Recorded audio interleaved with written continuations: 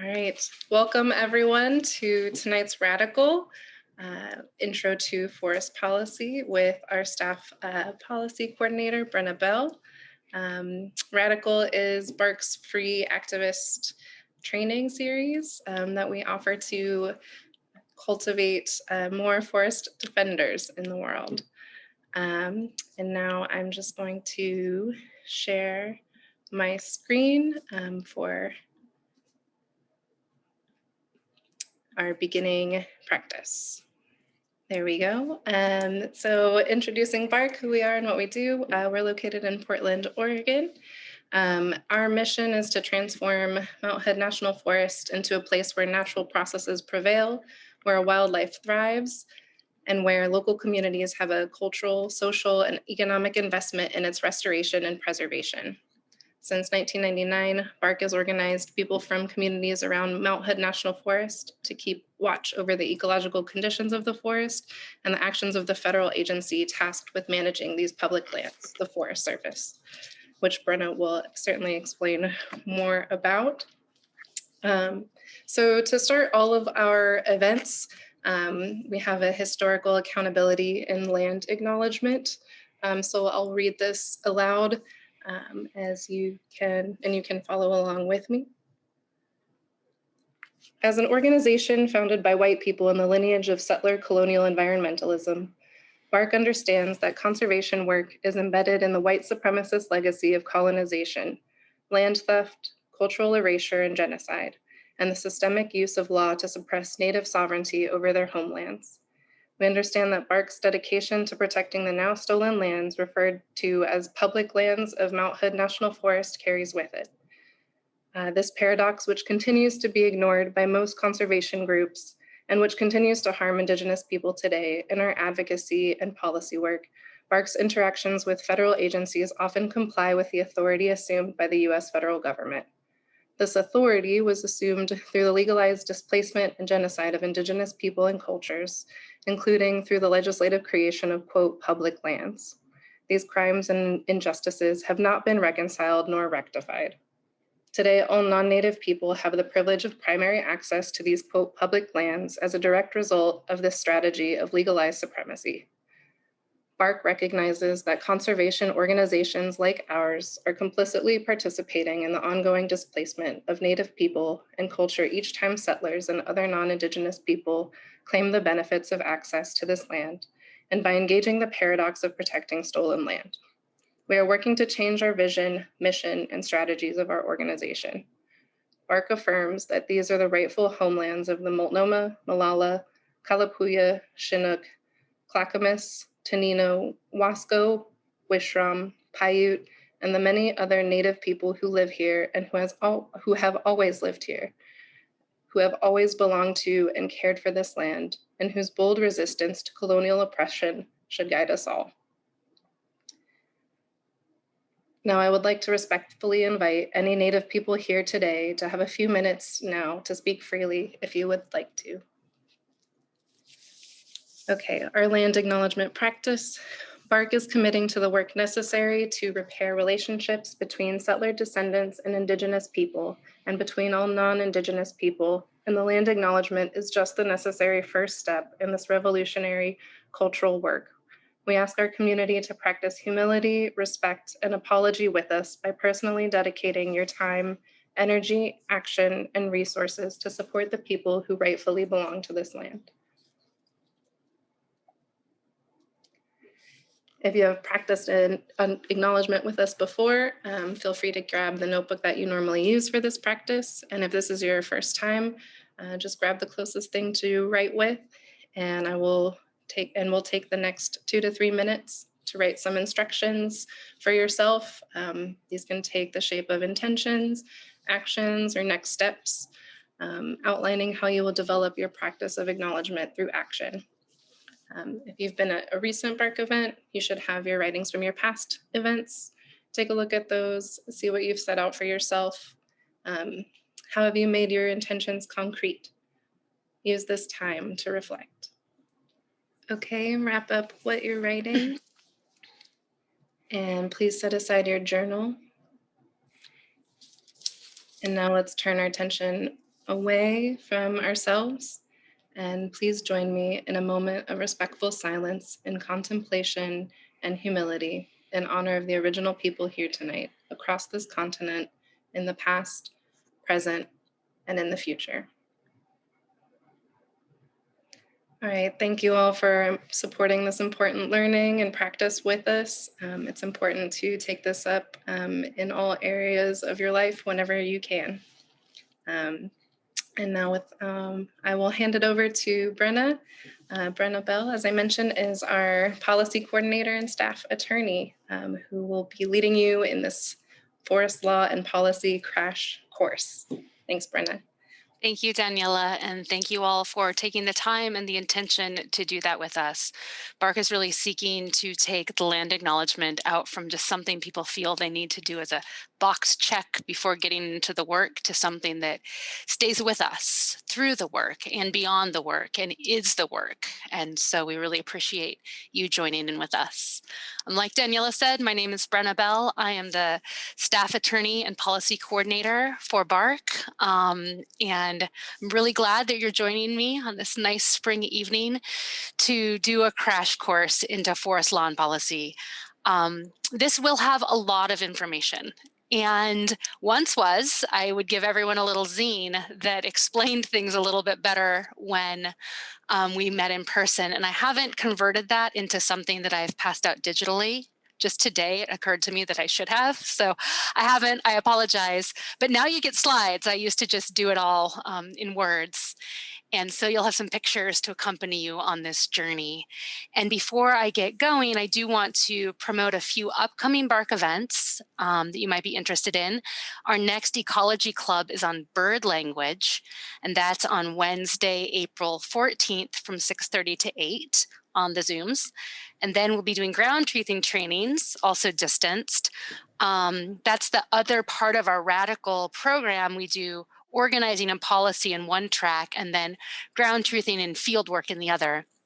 And so it's a two-part training on ground truthing 101 on April 15th from 6 to 7:30, and again on there it is, April 17th from 10:30 to noon. So if you want to learn an important part of BARC's work, which is getting out in the field and finding out what's actually there and taking that information and trying to make bad projects better, you can do that. And then also a plug for our next in the Radical Policy and Organizing series is part 2 of our National Forests on Stolen Lands webinar with myself and Courtney Ray. We'll be doing that on the evening of Earth Day, April 22nd from 6 to 7:30. So I will say just a little bit about BARC. Daniela introduced you. But for any of you who this might be your first time coming to a BARC event, many of the things that we do, and these are becoming ever more so again in person as we move gently out of the pandemic, BARC really focuses on connecting people with the natural environment, connecting people with a specific land that is now called Mount Hood National Forest through doing hikes, through doing ground truthing. We connect, we educate, we advocate, and we speak truth to power in the Forest Service. And that usually means by gathering information, both in the field and scientific research and legal research, and then using all of that to advocate for forest policies that focus more on right-sized interactions between human and the land rather than commercial and capitalist exploitation. My work in that is mostly legal. Sometimes I get in the woods as well. And I wanted to start with this map. Like Daniela mentioned in our land acknowledgement process, we are not coming, our ancestors did not come, as many mythologized, to an untrammeled wilderness. This area has long been an incredibly diverse, densely populated area. And land management was a major part of all of these tribes' relationship with the land. I'm going to talk some about fire during this crash course because I usually like to have a theme that I focus on, and fire seems like a great topic these days. There's a lot about it, especially in the aftermath of the 2020 fires. I'm not going to talk at length about Indigenous burning, even though I'd love to, but just know that these peoples who lived here used the land, managed the land, burned the land, lived with the land in a way that was almost invisible to the settlers that came. And because of that unfortunate invisibility and honestly, this ingrained cultural superiority that settlers were coming with, instead of learning from and adapting to the cultures that were here, the approach was to wipe them out. So I introduced that at the beginning because a big question in this course is, how did the lands that we now call Mount Hood National Forest and the other public lands transition from being held by tribal, we now call sovereign nations, but just collectively held by the indigenous people of Oregon, to being held in the hands of the U.S. government. So in order to understand the law, we're first going to start in that history, right? So this is what it looked like pre-settlement, and then things really started changing in the 1840s. Beginning in the 1840s, the US government support of Western migration or Western expansion spurred a lot of migration into what was then called the Oregon Territory. At that time, the Oregon Territory was much broader than just the state of Oregon. It's the whole Pacific Northwest region, including Idaho and most of Washington and then beyond, because there was no clear boundary at that time between the United States and Canada. Great Britain and the United States jointly claimed Oregon Territory, and the folks back in Congress in DC wanted very much to have a lot of US settlers there. So they enacted laws to encourage settlement beginning in 1841. They passed the Distribution Preemption Act in 1841, which recognized squatters' rights and allowed settlers to claim 160 acres of land in this new territory. After residing on the property for 14 months, the claimant could then purchase the property at $1.25 an acre from the US government, which had absolutely no claim to this land. This was before any treaties had been written. This was before the US and Britain, as the colonial powers, had determined who was going to claim this land.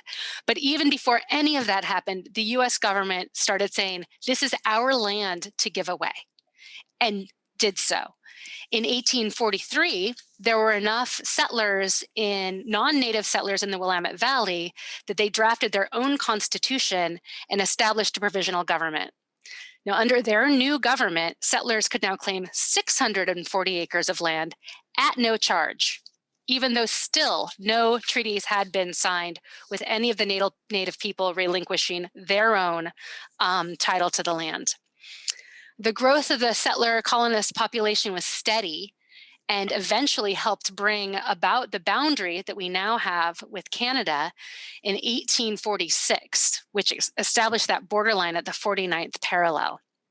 The United States then had sole claim of a territory that it had still not signed any treaties on. One of the issues, though, was that provisional government that was created in 1846 was now nullified by this new treaty agreement between the U.S. and the British. So those land claims were invalidated because they were created under the provisional government. The US government was like, oh no, we can't do that. We need to ensure that our settlers have valid claims so we can continue westward expansion in Oregon. So you want to enter the Oregon Donation Land Claims Act, which was a massive shift in policy, or rather a massive invitation for more settlers, because that had already been the policy, but it took it to the next level, because now finally it was the US government itself who was saying, we have declared this land as ours and we will be giving it away to bona fide white settlers. That was the work of Oregon's first congressional representative, Samuel Thurston. And they recognized that before they did this, in this now very official way, they had to terminate tribal ownership. So that began the treaty making period in Oregon in earnest. And if you were on part one of National Forests on Stolen Lands, this is what we talked about significantly. I went through in detail many of the treaties that were signed with the tribes, how that was brought about, why it happened, what the results of that were. So I'm not going to get into that now, but I encourage people to listen to that recording if you're interested in finding out more of the specifics of it. And I will put the can I put the chat in the Vimeo? I mean, the Vimeo in the chat. I have a very hard time putting things in the chat while I'm speaking, but it's Bark's Vimeo page, which is Bark for Mount Hood. And if you'd like to look at that, you can. If Daniela is still here, maybe she'll put that in the chat. All right. So we extinguish tribal title, have treaties that, for lack of a better word, suck, and basically exclude Indigenous peoples from the major fertile valleys through Oregon. So the place that white settlers had already been claiming and really wanted to claim were the Willamette Valley, the Umpqua Valley, the Rogue Valley. And obviously, because that was the best land, that is where the highest density of tribal people were. So all of the reservations were outside of those valleys, either pushed to the east, like with the Warm Springs Reservation, or pushed toward the coast, like the Grand Ronde and Siletz Reservation. And so that opened up these fertile valleys to white settlement. And under the terms of the Donation Land Claims Act, the act granted 320 acres to every unmarried white male and 640 acres to every married white couple. So there was a huge transfer of land during this time, first from the tribes through the treaties to the US government, and then second from the US government to settlers. So that made a major land shift. However, not all the land was taken by settlers. And so what was left was the US government holding on to all of this land that truly was not that great for settlement, right? Most of it was mountainous in the Cascades. And there started to be this question, like, what is the federal government going to do with all this land that they now have? And this question really began arising in the 1870s, 80s, and 90s. It's a time when the first massive wave of settlement was over. Most of the fertile land had been grabbed, and the government was sitting on this land that was slowly being prospected by miners, ranchers, and the timber industry. And so we had kind of the birth of the conservation movement starting this time, which, although plug to the second round of National Forests on Stolen Lands, we're going to be focused really deeply in this time, like the post land grab kind of time where people are thinking, who are we as a country? What are our values? And this idea of wilderness and conservation really bubbling up in there. We're going to get deep into that. We'll be talking a lot about the transcendentalists and unfortunately doing some myth busting about wilderness. But that is something I'd love you to join us all. So I'm not going to talk too long about that, but I do want to mention the way that started showing up in Oregon was the first area that was set aside from either settlement or extraction was Crater Lake. Here are these guys were the ones who really pushed for that. One of them, the guy with the long beard, is William Steele. He fought for 17 years for Crater Lake to become a national park and was eventually successful. And even though I have critique of national parks and their ideals, I think we can all agree that it's better that Crater Lake is a national park than a completely logged over second growth forest, which is what it may well have become had it not been protected. So that kind of shift, starting in the 1880s, 70s and 80s, about the land was the dawn of what we're going to get into next, kind of what, all the laws that followed that, where the federal government was trying to make sense of what to do with all this land that it had taken from indigenous people, but was unable to convince anyone to settle and homestead on. So we have land set aside for protection, and we have this growing movement of forest reserves. And I'm hoping my next slide is what I want it to be. Yes. This was kind of the birth of the public lands map as we now know it. So before there were national forests, there were forest reserves. And for a long time, there was just one massive forest reserve running along the entire Cascade Crest from Mount Hood all the way down through California.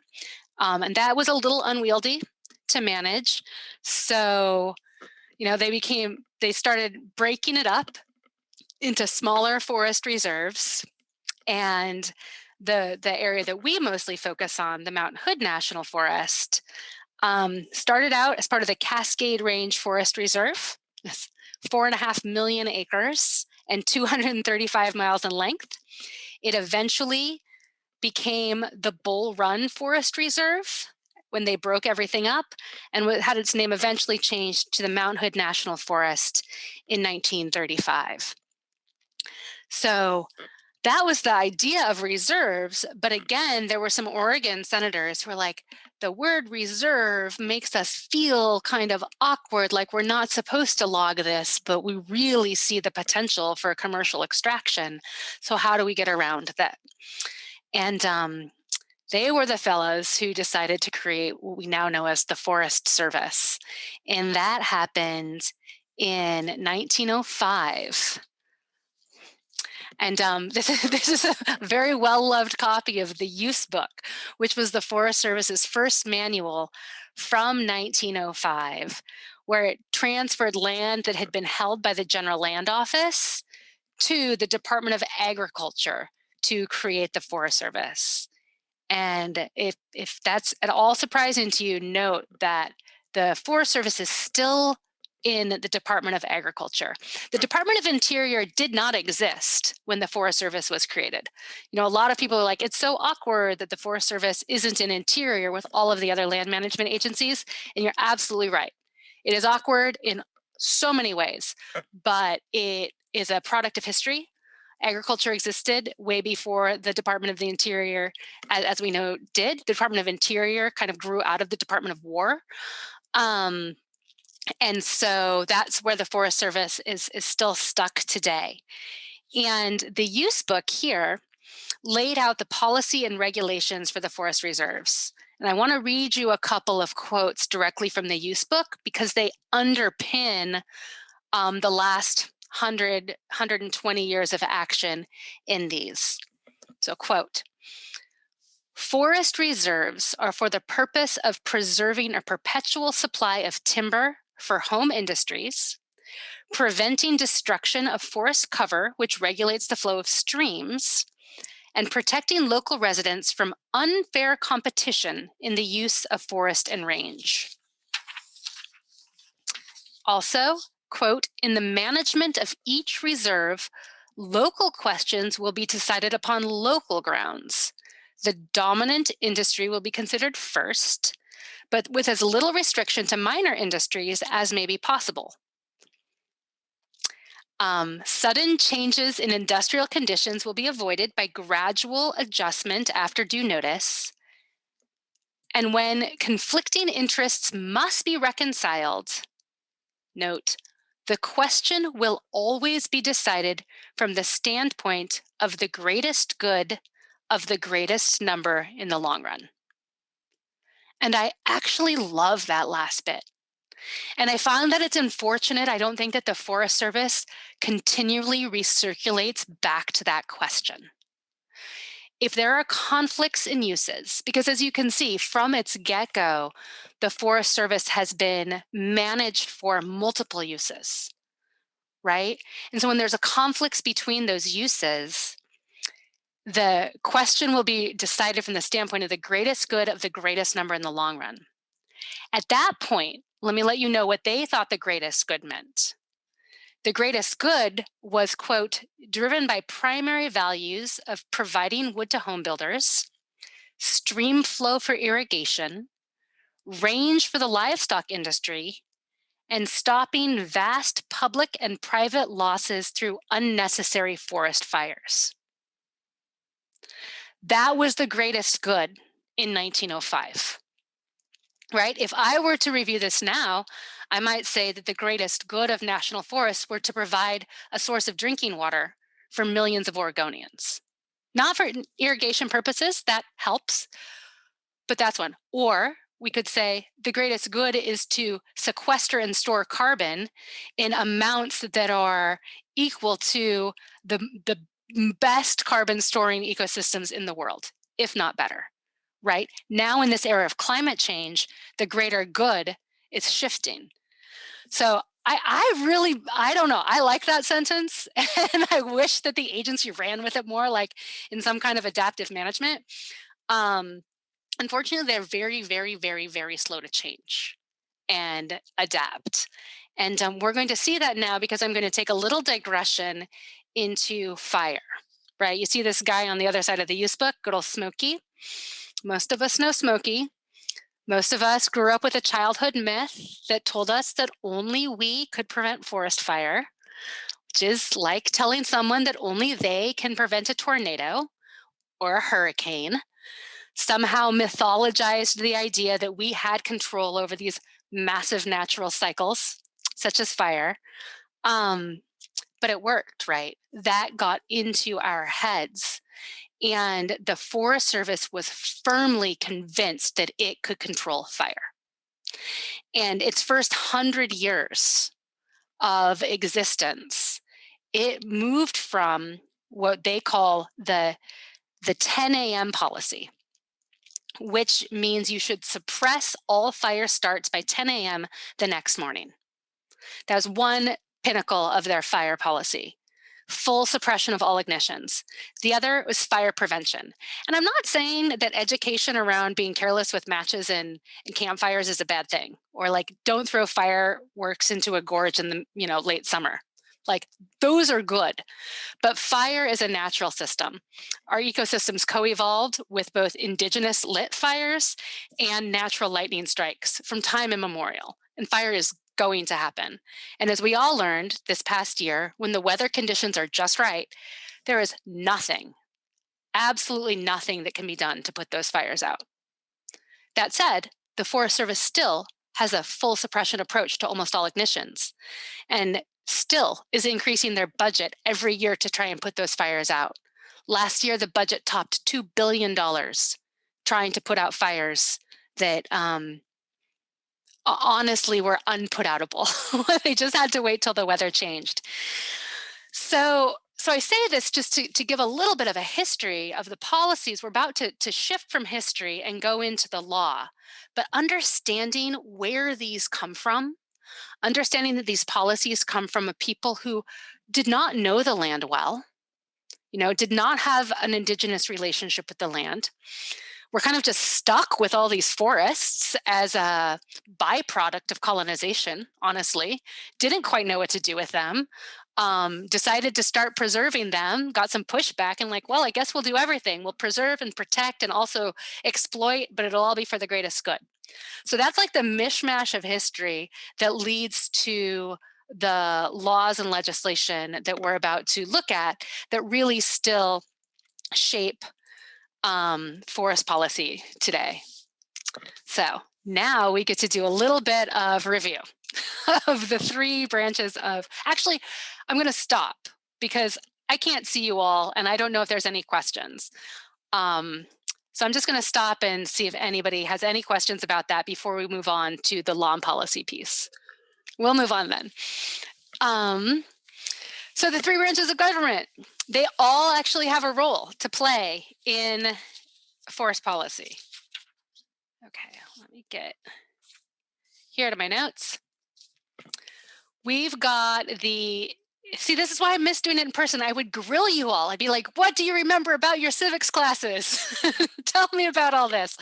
So the executive branch has the most to do, right? Because all of the agencies, Department of Agriculture, Department of Interior, all of those are in the executive branch, right? We saw this a lot during those bad last 4 years, how much damage a bad executive could do.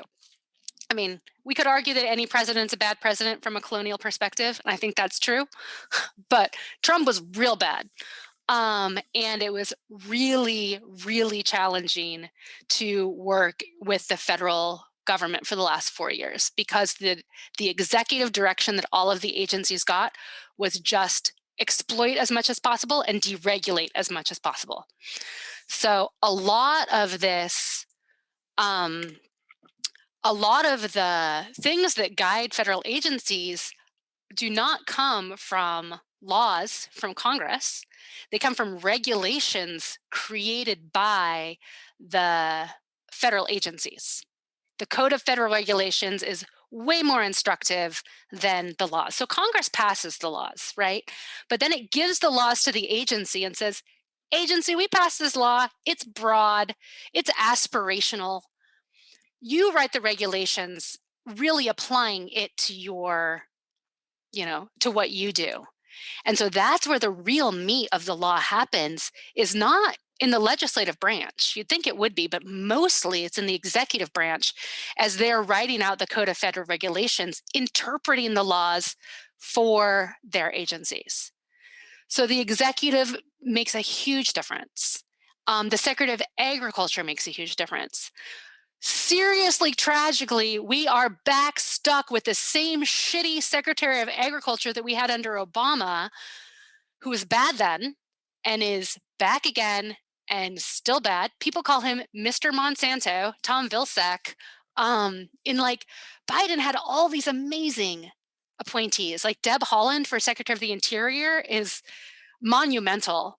For some reason, he decided to recycle Tom Vilsack. So it's not great for the Forest Service. Under Vilsack's first tenure of Secretary of Agriculture, he increased the timber targets, basically said all national forests have to meet this kind of arbitrary amount of timber that they have to produce. He upped it from the Bush years, and also is really, really, really bought into the narrative that you can log your way out of fire, which we'll get into later when we're talking about how all of these different things fit with that theme of fire. But it's a challenge when dealing with executive agencies because they are so political and their appointees are so political, that it's hard to get them to kind of match up with reality. So that's the executive branch. It's where we focus, unfortunately, a lot of our work. But there is Congress. Like I said, they do pass laws. They used to pass laws, I should say. Um, we'll see. We'll see if they can do it again. We'll get to some of those laws in detail in a moment. And then there's also the courts. As an attorney, I might have a little bit of a soft spot for the courts. They're the ones who interpret the laws. So there's always going to be words in a statute or regulation that people will quibble over, or concepts. And it's up to the courts to tell us what that means. And we'll get into an example of that as we move forward of a case that Bark just has spent like the last 2.5 years in, and excited to talk about that one.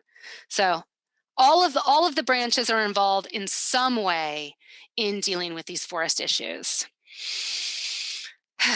All right, and then so that's one thread we have. Then if my slide will change slide. Here we go. Another thread beyond politics is economics. These are all these threads. I'm going to tie all these threads together because when we're thinking about forest law and policy, it's not clean. It's just like a messy, tangled web. And economics has a huge part to play in it. And People like to think of the timber industry as being one of Oregon's dominant industries. That's often part of the narrative, the cultural narrative that we hear. Our soccer team is called the Timbers. You know, we have a golden logger on top of the Capitol. I don't know if you noticed that he's standing on a stump holding an axe, but he is. You know, we have this like mythos of our state as a timber state, and it was the case, and in some small pockets of Oregon it still is the case, but for the most part timber has massively lost its dominance in Oregon. And in one of the big ways, it's because even as timber volume has dropped, right, even as it's rebounded, this chart I think is fascinating because it shows you what happened after the 2008 recession, right? If you look at 2008, timber volume dropped because home building starts dropped massively. But then one of the things that happened was, kind of, it started in the 90s was mechanization of the industry, but it really, really consolidated after the recession. And any mill and any timber, like logging company that made it through that, did so by cutting workers and replacing them with machines. If they hadn't already been, they were now. And so if you look at this graph, you can see that timber volume has been on the rise, right? That's the little dotty line. While timber jobs are way low and are not tracking with timber volume anymore. And so I really always like to bring this in because it is still in that cultural mythos. Like so many politicians in Oregon talk about the need to increase logging so we have more jobs. And it's simply not true. Um, I didn't think to include a slide on this, but I'll just put a real quick plug out to my colleagues in the Pacific Northwest Forest Climate Alliance right now, who are working on a Green New Deal for forests and climate for Oregon. And this is one of the things that they're really hitting on, is that there are jobs, or there could be jobs in the forest, but they are no longer focused on extractive resources. There are jobs in restoration, especially road decommissioning, replanting, trail maintenance. There's so many jobs out there because our forests have been messed with for so long, but they are not based in extraction the way they were. And they're not jobs that can easily be done by machines. And so that's really the shift we need to do, is thinking about our forests still as a source of livelihood, but it's not the extraction of resources that's going to cause that livelihood. And we just have had a really hard time bringing the political narrative up to meet that economic reality. So that economic thread is a big one here. And just anytime you hear people talking about jobs in the woods, please bring that up. There are jobs, but they don't necessarily have to just be cutting down trees. Now we're going to talk about some laws. And, cheers to all of you who share fond Schoolhouse Rock memories with me. I love Bill. And, I want to talk about a kind of a suite, two different suites of laws. Some that are that apply to all environmental lands. For all federal lands, and some that depend on what designation the land has. So, oh, wait, I have a question for you all. I don't know if someone wants to answer it. Which president passed the most environmental laws, or signed the most environmental laws into being?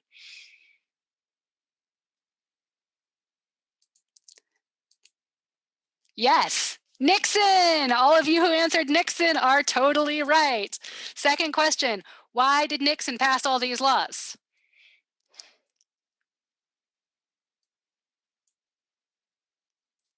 Anybody?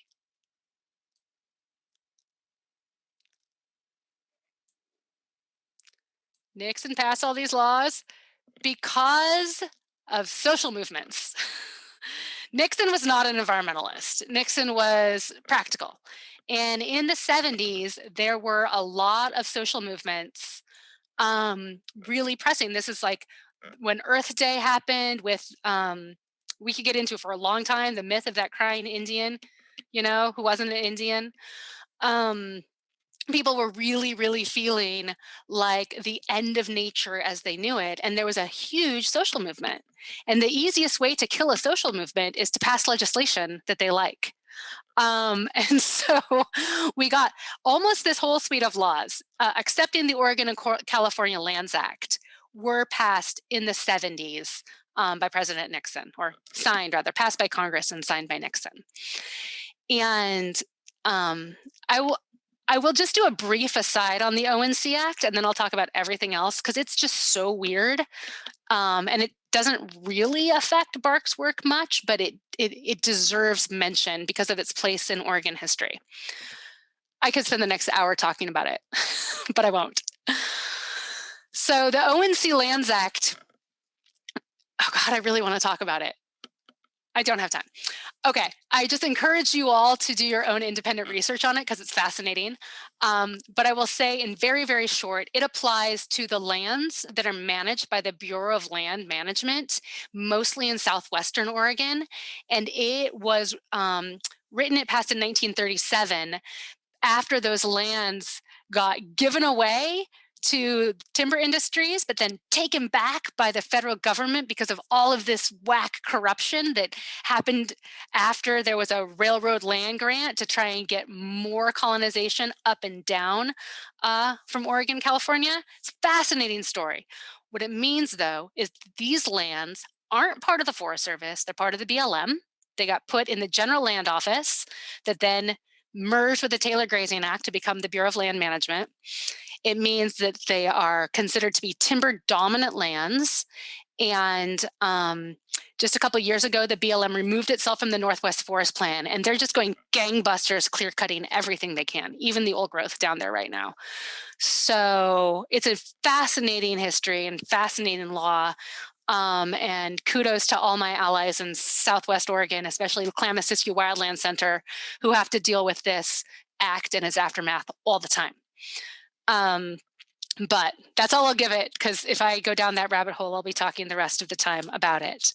I used to be the staff attorney for Chaos Wild, so it's near and dear to my heart. All right, but we are going to talk about these other laws in alphabet soup. So first, we're going to talk about is NIFMA and FLIPMA, the National Forest Management Act, which applies to national forests, and the Federal Lands Management and Policy Act, which applies to BLM lands. And let me move away from Bill. Go on, bye, Bill.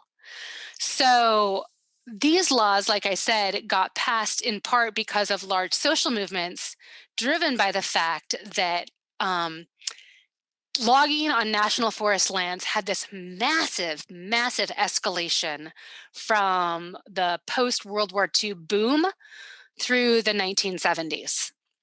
And it was kind of a stunning amount of deforestation happened in that time. And a lot of it was the old growth. A lot of it looked like this. And people were legitimately freaked out about it. And there was barely any planning.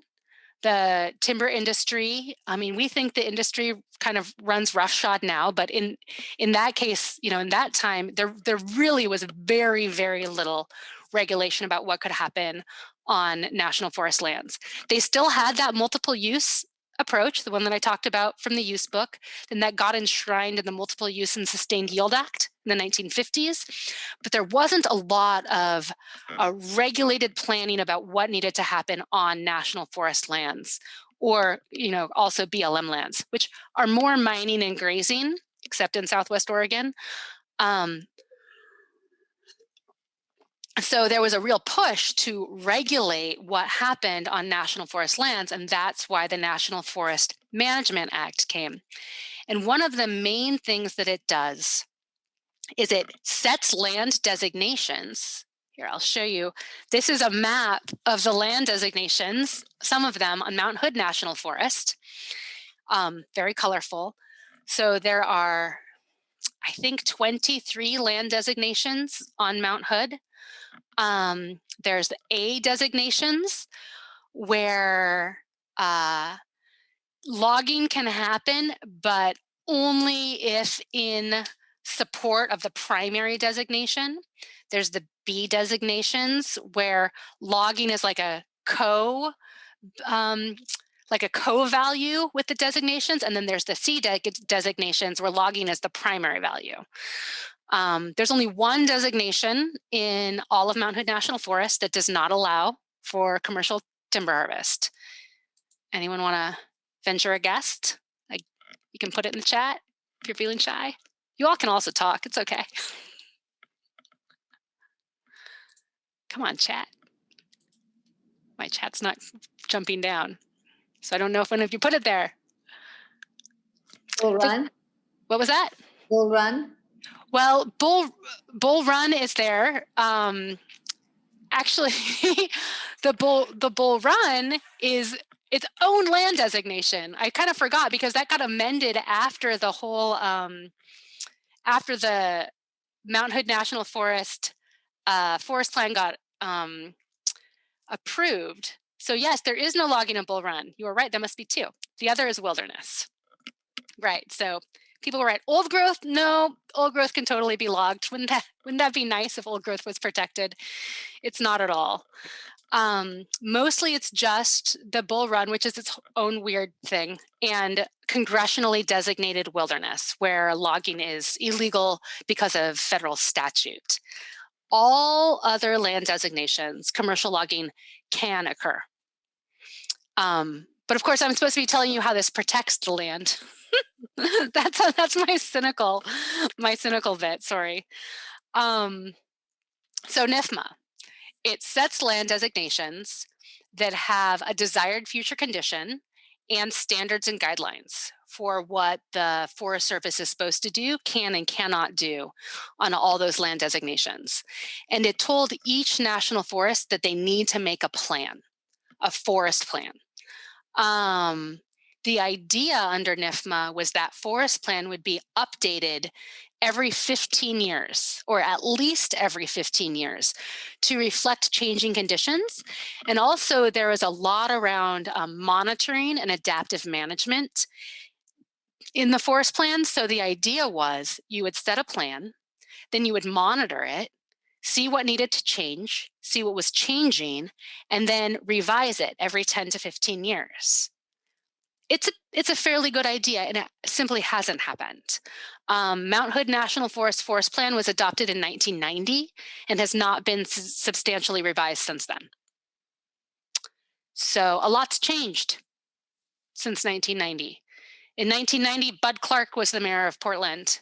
In 1990, my own Private Idaho was filmed in Portland. In 1990, I was talking on like a wall phone in my parents' kitchen. I was like, I couldn't have a private conversation while I was in high school. You know, many things have changed since then, but the forest plan has not. It doesn't reflect climate change. It doesn't reflect carbon sequestration. It doesn't kind of reflect any of those things. And there's a question in the chat, what can force the Forest Service to revise the plan? The answer is nothing. One would think that you could bring a lawsuit against it because there's a type of lawsuit called failure to act. And you can say you have a statutory duty to do this action. You have not done this action. I'm legally going to compel you to do this action. However, Congress has passed a law making it so that you cannot use a failure to act lawsuit against the Forest Service's inaction in revising their forest plans. So that it's gone. And public pressure is a big one. BARC's been working for years building a Free Mount Hood campaign that if you've been kind of paying attention to BARC, you've heard something about, that's really encouraging them, if not to revise their forest plan, at least to amend it, to update some things, like ending full suppression of all fire ignitions. But thus far, they have been uninterested in doing that. I will say that we just heard that the forest plans in our region might be getting started to being revised by 2024. So pay attention. I was there when we took the forest plan out drinking for its 21st birthday. We'll see how old it has to get before it gets revised. But so that is a little bit about NIFMA. It is really important, though, because those rules that say what needs to go into a plan then guide everything that comes after it. So there's the forest plan. Now I'm going to bring you on to another one of my favorite regulations, the National Environmental Policy Act, or NEPA. And NEPA is not substantive. It's not like NIFMA that's, where there's standards and guidelines that say you have to do this here, you cannot do this here. NEPA, in essence, says you can do whatever you want, but before you make a decision, you need to know the impact of your actions on the environment, and you need to disclose those actions to the public, right? So it is our way in to federal government decision making. This also came out of the 70s. It was part of the movement to have more government transparency. And I mean, the law itself very much reads like, we want you to make good decisions for the environment. So it doesn't force you to, but the purpose for doing this public disclosure and for doing this analysis is to lead to better decisions for the environment. So NEPA is a law that BARC and similarly situated government watchdog groups use all the time. It's the way, it's our door into being able to put in public comments on all the different timber sales, all of our ground truthers who go out and gather information from the forest. Then we take and consolidate that and put it into NEPA comments. And then we give that to the Forest Service. The individuals and the public, many people on this call have probably written some kind of NEPA comment to the government when they have these public comment periods. And it's fantastic. And because it's fantastic, you can imagine that it's been under threat. The Trump administration particularly did not like NEPA. They rewrote a lot of the NEPA regulations and approved them just before leaving office. They're all under litigation now, and the Biden administration is reviewing them. So we're very, very, very hopeful that those will go away. Because if we lose this hook, that bit of transparency where the government has to both analyze its actions and then disclose and make those available for public comment can be taken away. We're seeing that right now with the post-fire issues, as the Forest Service has massively expanded their category of things they don't have to do NEPA analysis on to include a lot of post-fire actions.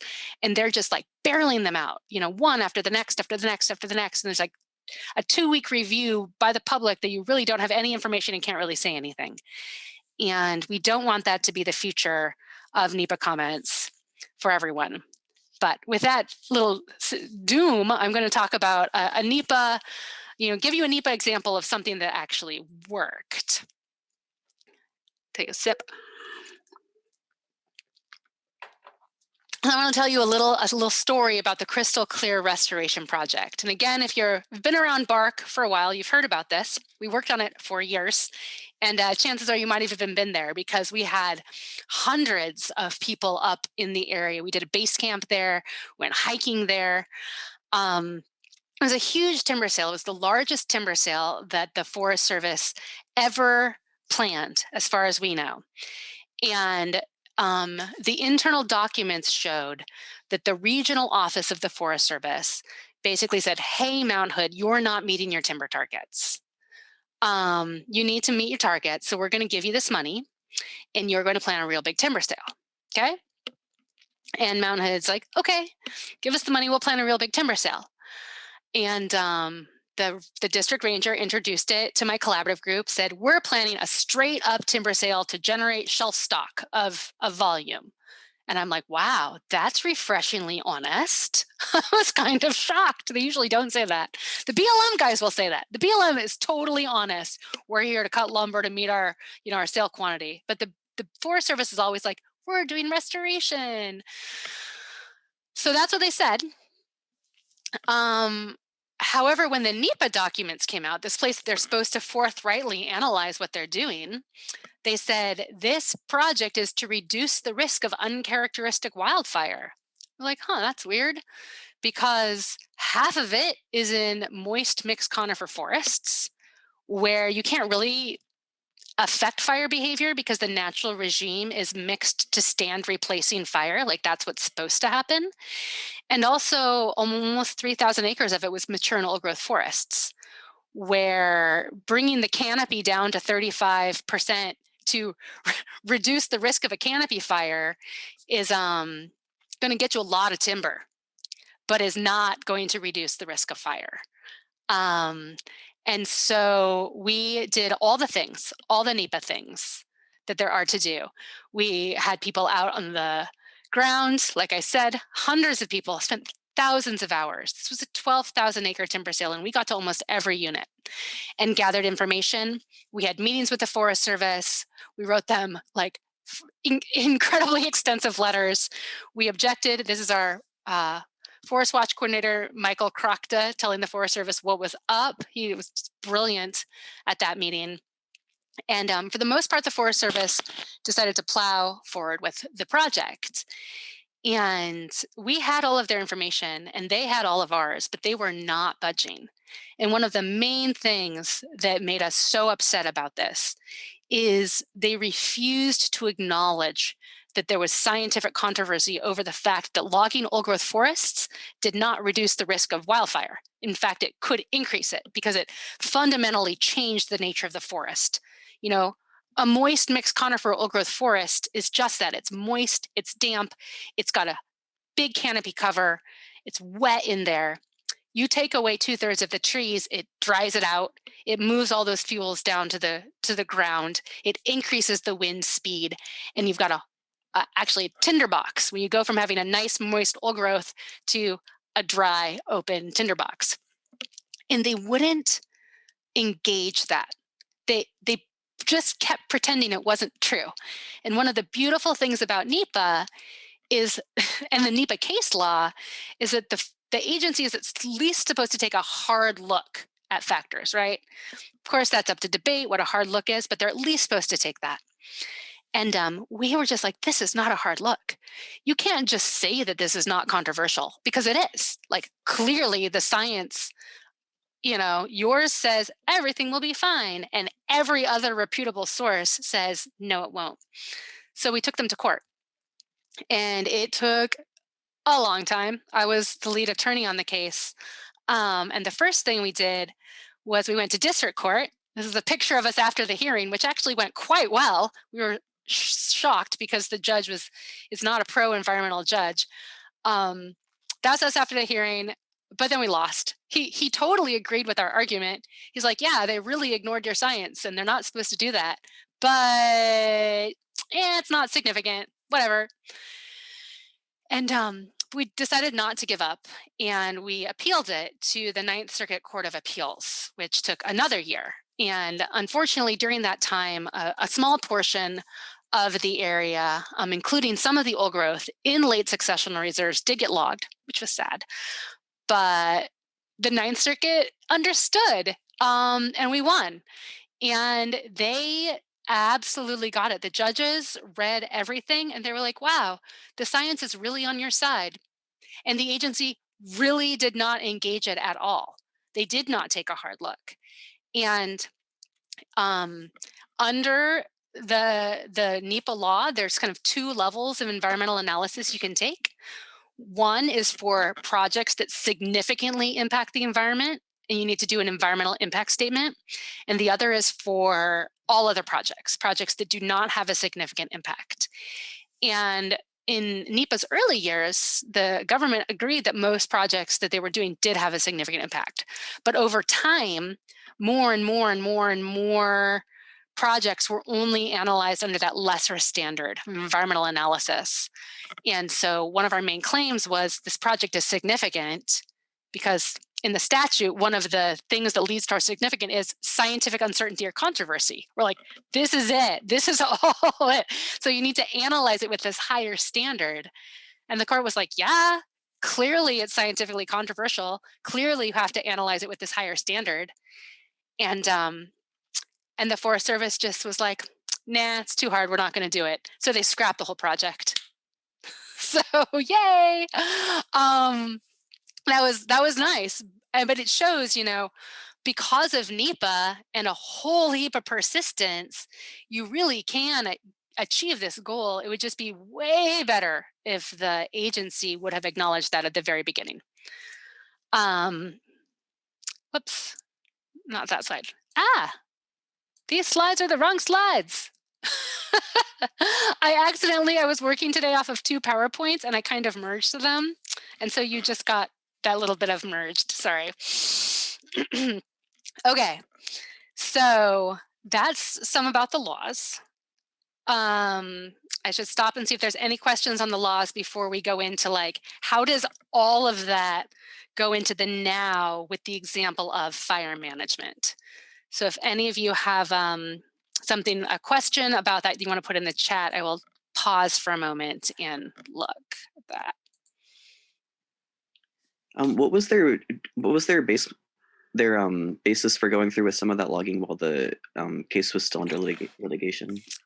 Well, you don't get an automatic stay of a project. One of the things that's kind of messed up about the legal system is you have to ask the court to enjoin a project from moving forward while you're challenging its legality. And we did do that. And the court said no. They refused to enjoin the project while it was on appeal. And so we had to ask the court that we just lost from. We're like, hey, district court, we lost, we're going to appeal, but will you please stop it while we're on appeal? And he was like, nah. We're like, okay. So luckily, only a small portion of it was already under timber contract. So they did it, but that's why.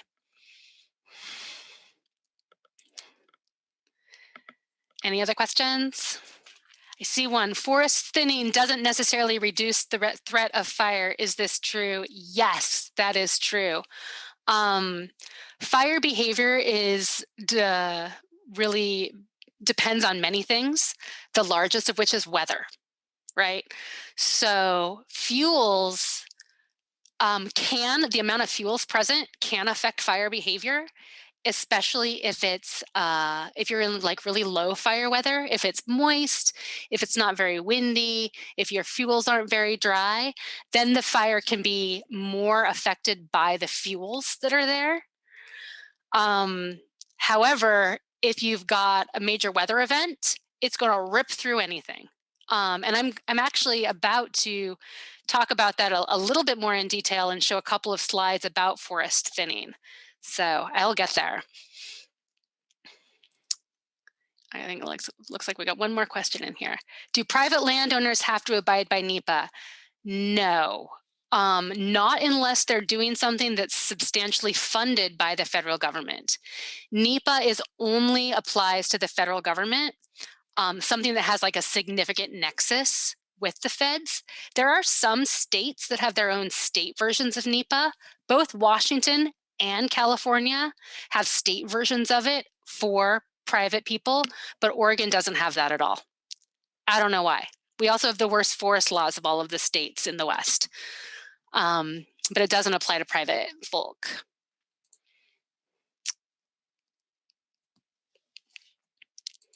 Okay, so we're going to talk about a little bit more about fire management. Like I said, the status quo is full suppression and backcountry logging. And like the question, there has been this big push, especially from the timber industry and politicians, to put money into thinning. And I really love this graph because it shows just how unlikely it is that a project that was thinned will interact with a fire during the very brief, it's about a 10 to 20 year window before all the fuels grow back, where that it might have the ability to affect a fire behavior. So if you see like on the second row, that little top of that one tree that's burning, that like 1% is about where that would intersect, about how likely it is that thinning is going to affect fire behavior. It's tiny. And yet that's where a lot of people want to put focus and money. I'm going to talk about a few bills that are pushing for more of that as we end up. So it's like a shot, like they say, a shot in the dark, looking for a needle in a haystack, whatever analogy you want, to be like really highly unlikely that we're going to get the effects we want by having more logging. Also, I wanted to put this graph up because this shows, from the Labor Day fires, which were very, very much weather driven, for all the folk who say more logging or less trees will help fire behavior. If you look at this, this is the outline of the holiday fire, and you can see it burned hottest in logged private lands. The red is where it burned most extremely, and that is logged private lands. And so it really, really did move a lot harder. And you can understand why. I mean, if you've ever been in a clear cut or even a plantation thin, they're dry, and fuel aridity is one of the main things that affects fire behavior. If you've ever tried to start a fire, you know that it matters how wet your wood is. It really matters. And the more you open the canopy, the more solar radiation is there, the drier your wood is, and the fire can rip through easier. For some reason, the timber industry doesn't like to talk about that. But ironically, I do want to bring us back to the crystal clear timber sale, because remember how I said a small portion got logged? So if you look at the bottom half of this map, this is part of the White River fire. And the bottom half is south of the White River. Those are crystal clear units. The one part of crystal clear that got logged was that northeast corner, kind of where it goes up. That's the only part of it that got logged. And then a fire came less than a year later. And this is just anecdotal. This is only looking at the soil burn severity maps. But anecdotally, you can see that it ripped through the parts that had been logged. And it's possibly that was just the wind, and it had nothing to do with the logging. Like they're not actually allowing people into the area to see. But I'm very, very interested in going back and seeing what it looks like in the units where it had not been logged and the fire came through, and the units that had been logged and the fire that came through. So they kind of set us up for an interesting research project when they reopen the land to the public. However, this is also a map of where the Forest Service wanted to salvage log after the fire. They're not letting people hike there, but they are letting the timber industry come back in and salvage log. And I will say I'm proud of my collaborative group. We successfully convinced them not to do any salvage logging in the crystal clear area. They're only going to be logging those areas north of the river, so as not to disturb my perfect science project. So thank you, Wasco County Collaborative Group. All right, so that's what fire management has looked like in the past. You log and you suppress. So I wanted to talk about what fire management could look like in the future, which is really focused on building community resiliency and supporting public health. Because if we've learned anything, fire is going to happen. It always has happened. It should happen. And in climate change, it's going to be happening more. Not necessarily more than historically, but much more than we've been used to over the past 80 years. And so there are ways that we can have policies that really support that. One of the big ones is, rather than investing federal dollars in more backcountry logging, is to invest in community preparedness, including home hardening, air filters, public smoke shelters, and emergency response systems. And this is a picture of Phoenix, Oregon, after the 2020 fires. They had nothing to do with forests. These were urban fires. And no one in Phoenix would benefit from logging up in the Ashland Hills. right? But they sure would have benefited from an emergency response system that worked.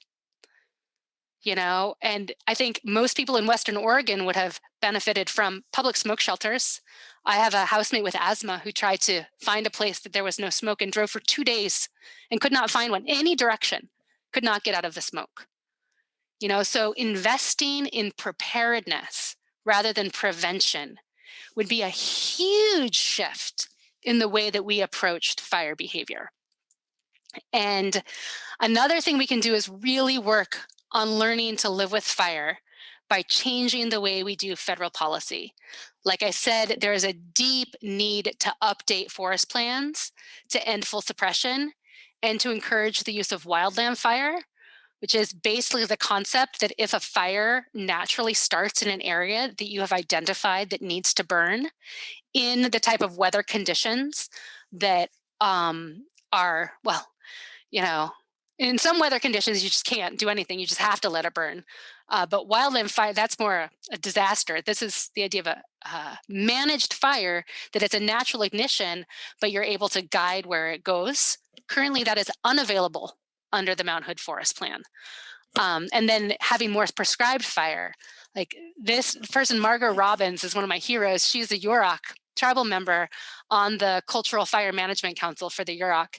And she is working to do tribal co-management of the Klamath National Forest in reintroducing fire both on reservation lands and in the national forests. And so doing more prescribed fire and doing more tribal co-management are both ways that we could reintroduce fire that has been systemically excluded from our forests for about 170 years. And so I wanted to talk a little bit about what that might look like in the current political realm, because there are 4 federal bills and 1 state bill that I want to mention. Actually, Darlene, I'm going to ask you to mention the state bill because you've been following it even closer. So after I do these feds, if you will, I'll pass it to you. And if you don't want to, I can talk about it. Yeah, that's fine. Okay, great. So after a whole lot of crappy bills that luckily didn't go anywhere, there's finally a wildfire bill that makes sense. It's called the Wildfire Community Defense Bill. It was introduced by then Senator Kamala Harris, which was cool, but now unfortunate because it no longer has a champion in the Senate. It would do exactly what almost all fire advocates want, and would be to invest $1 billion a year to establish guidelines for communities on creating wildfire defense plans, improving emergency response, home hardening, defensible space, land planning, and education. The idea is fire's going to happen. How do we be ready? Let's fund that. There are only 4 co-sponsors of the bill. Luckily, one is Oregon Senator Ron Wyden, but there are no other Western senators on the bill. So if you're looking for a pet project and want to do some policy advocacy, I'm trying to encourage Senator Merkley to join this bill, or encourage Senator Wyden to champion it because it needs a major sponsor. I'd strongly advocate that because it does the right thing, and it's so infrequent that we actually can say that about something in Congress. Then there are 2 bills that get the yellow light. They're okay. And one is the National Prescribed Fire Act. The number is Senate Bill 4625. Then there's also the 21st Century CCC bill. Those are both Wyden bills also.